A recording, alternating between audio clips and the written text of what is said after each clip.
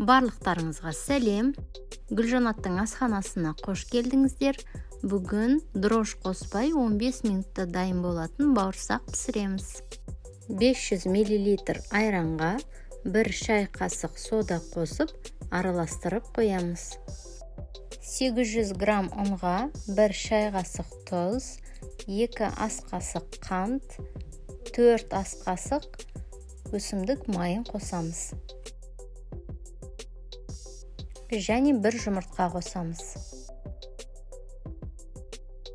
Сода қосылған айранымызды құйып, қамыр елейміз.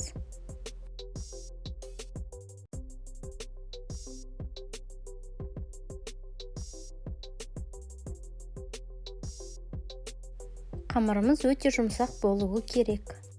Илеп болған соң бетін жауып 15 минут демалдырамыз. Қамырымыз 15 минут демалды. Енді оны 1/2 бөлікке бөліп аламыз. Жартысынан бауырсақ, жартысынан шелпек жасаймыз.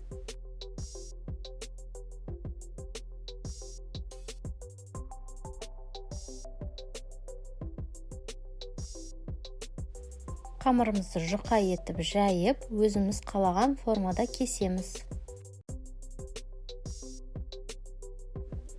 Қызып тұрған майға 2 бетінен қызартып пісіріп аламыз.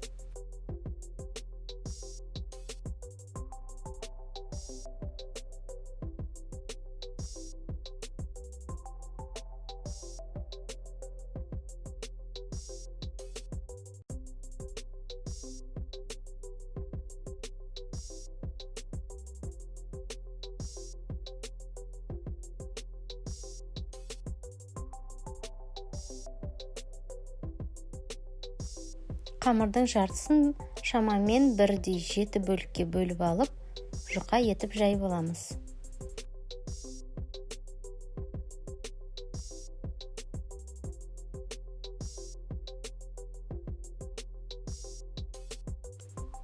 Шелпектерді де қызып тұрған майға 2 бетінен қызартып қуырамыз.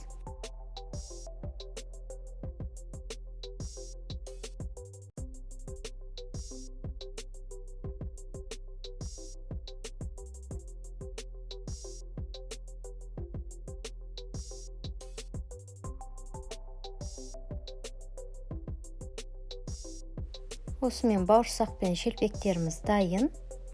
Барлықтарыңызға ас болсын. Келесі рецепттерде кездескенше.